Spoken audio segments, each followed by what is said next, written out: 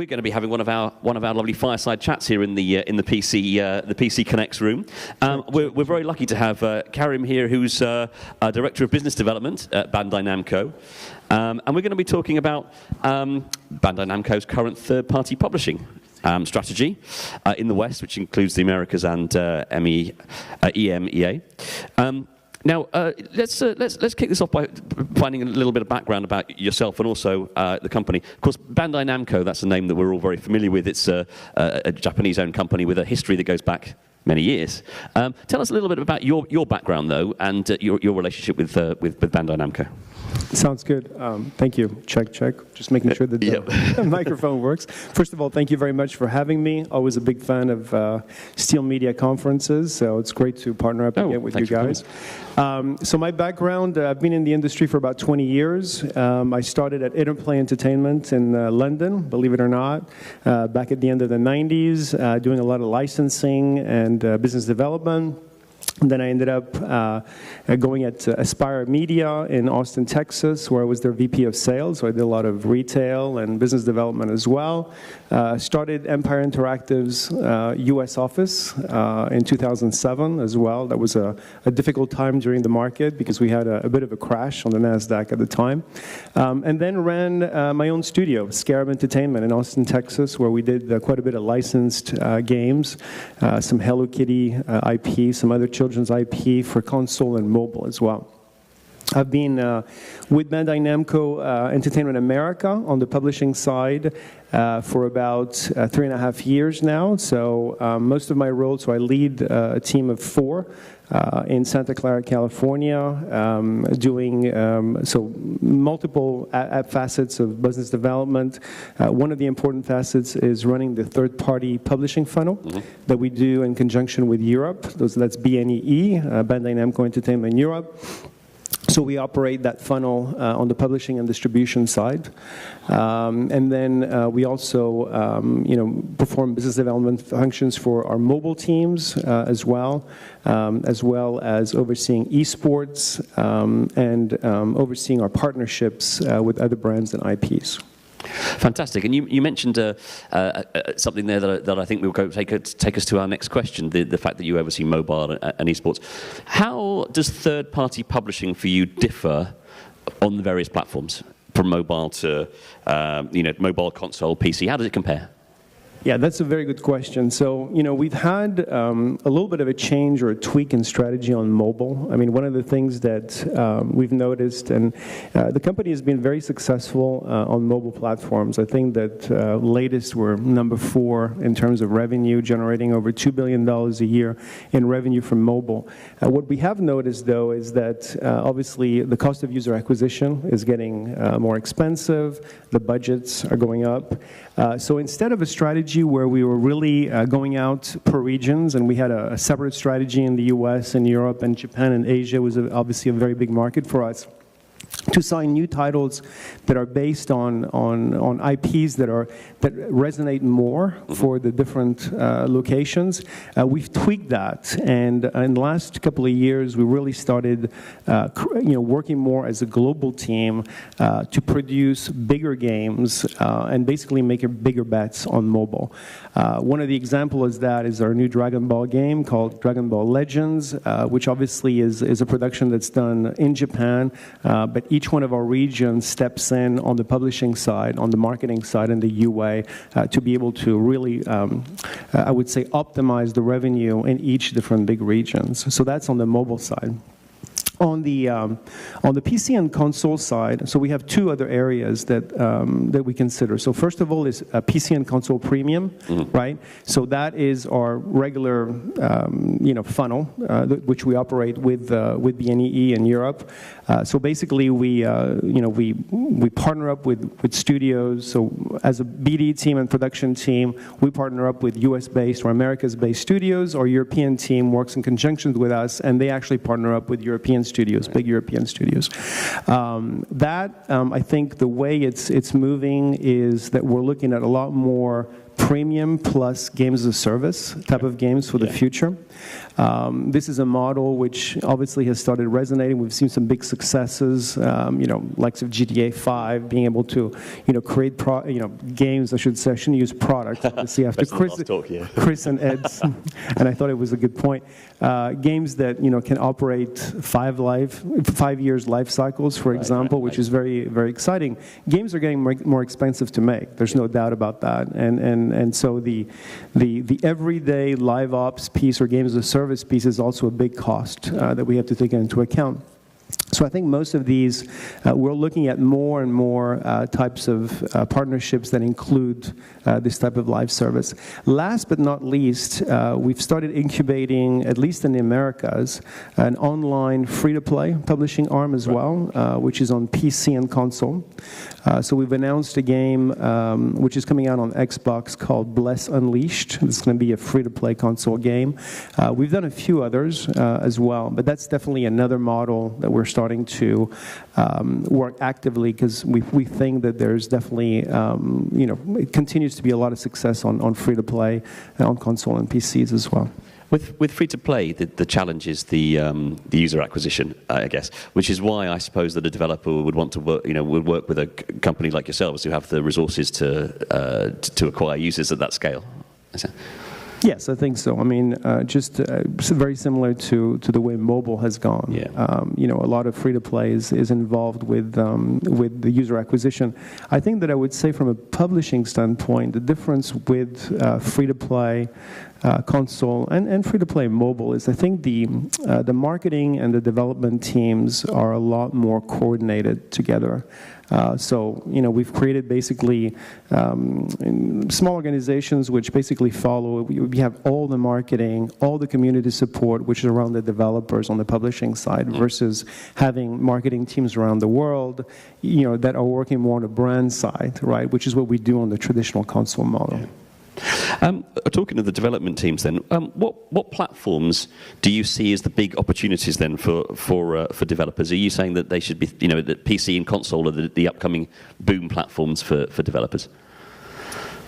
No, I don't think that I would go to that extent. I think that PC and console premium has been quite successful in the last few years, and we've continued to see some sharp increases. I mean, when you look at the first-party numbers from Sony, Microsoft, and Nintendo, I think they're up 30% year-on-year, which is quite strong, more than us. We're up 15% year-on-year. So obviously, the fact that we're diversified is certainly helping to some extent. I think that there's opportunities everywhere. I think that games as a service on PC and console and free-to-play is certainly something that we're looking at. And certainly, there are other platforms that are creating new opportunities as well, as some of our previous panelists have been referring to. Oh, okay. Interesting.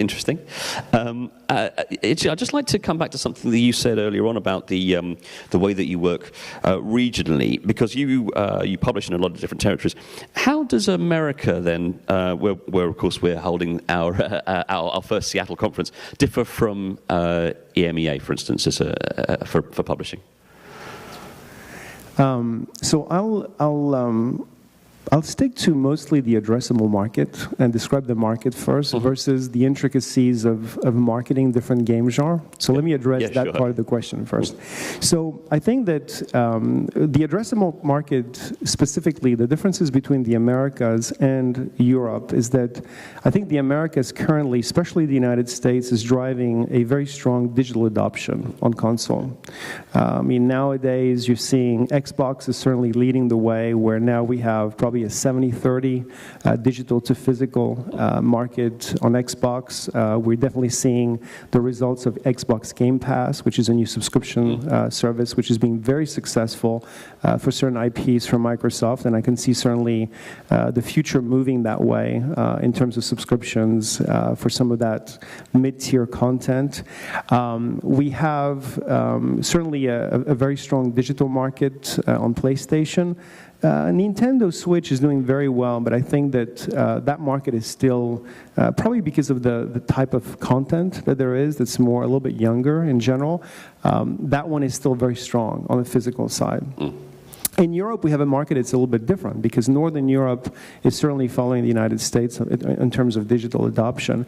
But we have the whole of Southern Europe right now, which is still a market that drives us to make more decisions from a physical standpoint, right? Because, whether it's Spain, Italy, the Balkans, we are still doing a lot of box distribution there versus digital. So we look at the market a little bit different between digital and physical and how to address those markets, at least in the West. Now, when it comes to launching, and I know that was one of the follow-up questions, that is more, I think, related to the type of game in general and how we market that. So, sort of related to that, let's dive into a question about Bandai Namco strategy. Before 2015, your company hadn't really published any non-Japanese games before, if I recall correctly. But that year, there were things like The Witcher 3 and Project Cars, which Bandai Namco got involved with and distributed. What sort of impact did those releases have on your company's publishing strategy? Yeah, I think those were all big impacts. So I think we dabbled before that on some Western content. It was probably not the greatest content that was out there. So I think there was a couple of opportunities that we followed. The Witcher 3 was a very important product for us. It was a distribution deal, as you may know, where we actually helped CD Projekt doing the marketing, the brand marketing as well. So that's, out of the 3 deals, the types of deals that we do either a straight distribution physical, right? Then we'll do a distribution plus marketing where we get involved in the consumer marketing. And then past that, it's just a publishing deal where we basically do everything. We fund the games, we publish them, we do all the marketing and so forth. The Witcher was a very, very successful product that basically allowed us to be able to leverage the fact that we had, so we did the distribution of The Witcher, to be clear, only in Europe and some other territories, not in the United States. I was going to say, taking people by surprise in the room that didn't know you were that. Yeah. Warner Brothers did the distribution in the United States.